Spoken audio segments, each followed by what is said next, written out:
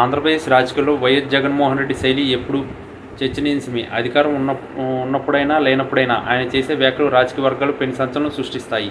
తాజాగా ఆయన ప్రభుత్వ ఉద్యోగులను ఉద్దేశించి చేసినట్లుగా ప్రచారంలో ఉన్న వ్యాఖ్యలు ఇప్పుడు రాష్ట్ర వ్యాప్తంగా హాట్ టాపిక్ అయ్యాయి. ఉద్యోగులకు నేను ముందే చెప్పా, కానీ నా మాట వినలేదు అంటూ జగన్ చేసిన వ్యాఖ్యలు ఒక రకమైన ఆవేదనను, రాజకీయ వ్యూహాన్ని ప్రతిబింబిస్తున్నాయి. గత 5 ఏళ్ల పాలనలో ఉద్యోగ సంఘాలతో జగన్ ప్రభుత్వానికి ఉన్న సంబంధం ఎత్తుపల్లాలుగా సాగింది. ముఖ్యంగా పీఆర్సీ అమలు విషయంలోనూ, పాత పెన్షన్ విధానం, సిపిఎస్ రద్దు విషయంలోనూ ఉద్యోగులు తీవ్ర అసంతృప్తితో ఉన్నారనేది జగన్కు ముందే తెలుసు. అందుకే ఎన్నికలకు ముందు ఆయన పలు సందర్భాల్లో ఉద్యోగులతో ముఖాముఖి చర్చలు జరిపారు. ప్రస్తుత ఆర్థిక పరిస్థితులు దృష్ట్యా ప్రభుత్వం చేయగలిగిన గరిష్ట సహాయం ఇదేనని, దీనికి మించి ఆశించడం వల్ల వ్యవస్థపై భారం పడుతుందని ఆయన అప్పట్లోనే హెచ్చరించినట్టు తెలుస్తుంది. నేను మీకు మంచి చేయాలని చూశాను, కానీ మీరు విపక్షాల హయాంలో మాయలో పడి నన్ను తప్పుగా అర్థం చేసుకున్నారు అని జగన్ సన్నిహితుల వద్ద వ్యాఖ్యానించినట్లు సమాచారం. ప్రభుత్వ ఉద్యోగులు కేవలం తమ ప్రయోజనాలే కాకుండా రాష్ట్ర ఆర్థిక స్థితిగతులను కూడా దృష్టిలో పెట్టుకోవాలని ఆయన కోరుకున్నారు.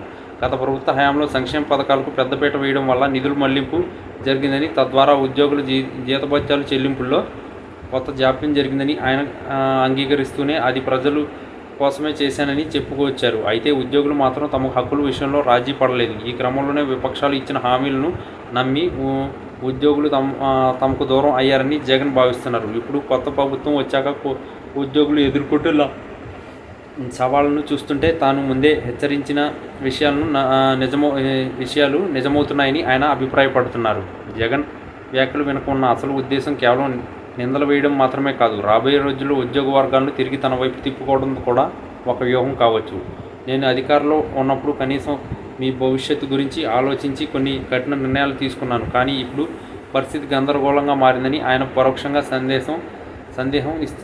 సందేశం ఇస్తున్నారు. ఉద్యోగులు విపక్షాల ప్రచారానికి ప్రభావితం కాకుండా వాస్తవాలను గ్రహించి ఉంటే ఫలితం మరోలా ఉండేదని ఆయన సన్నిహితుల వద్ద వాపోయారు. ఈ వ్యాఖ్యలు ఇప్పుడు సోషల్ మీడియాలో మరియు రాజకీయ వేదికల మీద పెద్ద ఎత్తున చర్చకు దారితీస్తున్నాయి.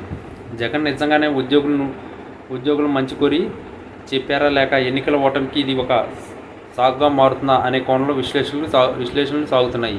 ఏది ఏమైనా జగన్ చేసిన ఈ వ్యాఖ్యలు ఉద్యోగ సంఘాల్లో కలకలం రేపుతున్నాయి. భవిష్యత్తులో ఉద్యోగాలు జగన్ మాటలోని ఆంతర్యాన్ని ఎలా అర్థం చేసుకుంటారో వేచి చూడాలి. రాష్ట్రం రాజకీయాల్లో ఉద్యోగుల పాత్ర అత్యంత కీలకం కాబట్టి జగన్ తన వైఖరిని స్పష్టం చేయడం ద్వారా మళ్ళీ వారి మద్దతు కూడగట్టే ప్రయత్నం చేస్తున్నట్లు కనిపిస్తుంది.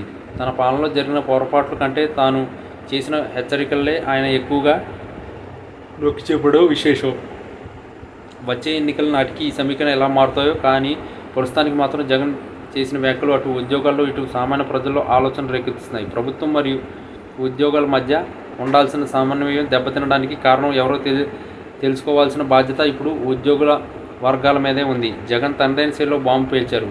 మరి దీన్ని ఉద్యోగ సంఘాల నేతలు ఎలా స్పందిస్తారో చూడాలి.